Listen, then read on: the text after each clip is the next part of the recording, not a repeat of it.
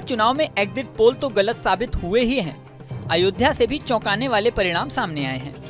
अयोध्या का राम मंदिर बनने के बाद ये देश का सबसे बड़ा मुद्दा बन गया था। राम मंदिर बेशक सुप्रीम कोर्ट के ऑर्डर पर बना, लेकिन जिस तरह से बीजेपी ने राम मंदिर के लिए आंदोलन किया और अपनी सरकार बनाने के बाद इसके पक्ष को उठाया, उससे माना जा रहा था कि बीजेपी को इसका फायदा मिलेगा। अब जब रिजल्ट सामने आए हैं तो अयोध्या में ही बीजेपी हार गई है। अयोध्या शहर फैजाबाद लोकसभा क्षेत्र में आता है। फैजाबाद लोकसभा क्षेत्र या आम बोलचाल भाषा में कहें तो अयोध्या से बीजेपी ने लल्लू सिंह को टिकट दिया था। INDIA गठबंधन की ओर से सपा ने अवधेश प्रसाद को चुनाव में उतारा था।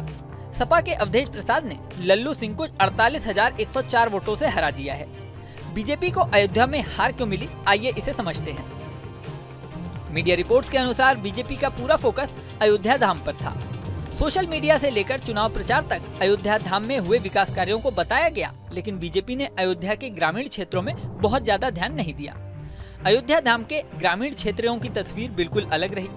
ग्रामीणों के इसी आक्रोश के चलते बीजेपी के पक्ष में मतदान नहीं हुआ। वहीं रामपथ निर्माण के समय तोड़े गए घर और दुकान भी बड़ा मुद्दा रहे।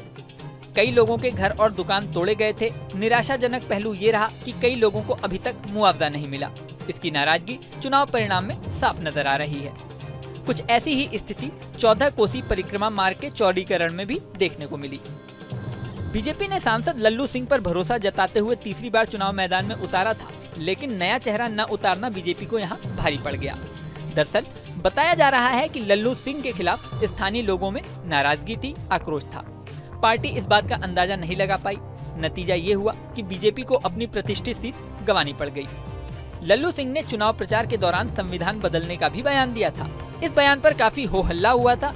दावा किया जा रहा है कि ये बयान भी उनके लिए नुकसानदायक साबित हुआ। पूरे चुनाव की बात करें तो इस बार बीजेपी ने 400 से ज्यादा सीट मिलने का दावा किया था। वहीं कांग्रेस ने कई पार्टियों के साथ मिलाकर INDIA गठबंधन बनाया था। ऐसे में इस बार का चुनाव काफी खास माना जा रहा था। INDIA गठबंधन ने एग्जिट पोल के दावों से बेहतर प्रदर्शन किया, लेकिन बहुमत के आंकड़े से काफी पीछे है। वहीं बीजेपी बेशक सबसे बड़ी पार्टी है, लेकिन साल 2014 और 2019 के चुनावों के तुलना में उसे काफी कम सीटें मिली हैं। इन दो चुनावों में बीजेपी को अकेले ही बहुमत मिल गया था और एनडीए के सहयोगी दलों को मिलाकर वो 300 के आंकड़े के पार गई थी, लेकिन इस बार 300 से कम सीटों में ही सिमटती हुई दिखाई दे रही है। इस वीडियो में फिलहाल इतना ही, लेकिन जाने से पहले सबसे जरूरी बात, हमारे चैनल न्यूज नेशन को आपने सब्सक्राइब नहीं किया है तो सब्सक्राइब कर लें।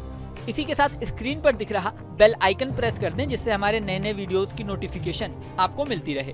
मिलते हैं नेक्स्ट वीडियो में, बने रहें न्यूज नेशन के साथ।